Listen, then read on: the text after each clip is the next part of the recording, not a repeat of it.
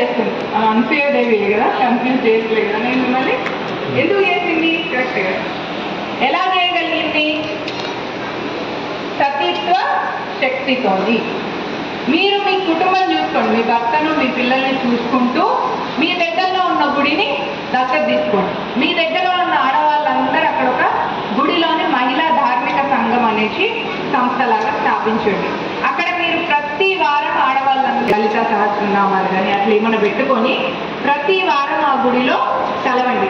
ఆ గుడికి మీ అమ్మాయిలు అందరికీ నెలకోసారి 2 నెలలకు ఒకసారి ఒకటి ఫ్యాన్సీ డ్రెస్ కాంపిటీషన్. ఏంటిదంటే ఫుల్గా వాళ్ళకి సంస్కృతి పట్ల గౌరవం జరుగుతుంది. అబ్బాయిలు కూడా ఉంటారు. సో వీళ్ళకి తెలిసిపోతారు ఎవరెవరు ఈ ఆంటీ వాళ్ళ పాప ఏమో, ఈ ఆంటీ వాళ్ళ పాప ఏమో.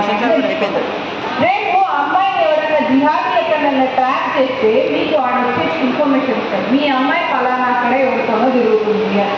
సో దానివల్ల ఏమైపోతుంది, మన అమ్మాయిని మనము కాపాడుకోగలుగుతాం. సో ఇట్లా మీరు ఒక గ్రూప్గా ఉండాలి. ఇప్పుడు చిన్నప్పుడు మనము చింతకాయలు ఒక గేమ్ ఆడతాం చూసిన, ఇట్లా కుప్ప వచ్చిన తర్వాత ఊరంగానే ఏమేమైతే దూరం ఉంటే వాటిని ఇట్లా ఇట్లా తీసేస్తాం. కుప్పలు ముట్టుకోదు. ఆ గేమ్ ఎంతమందికి తెలుసు?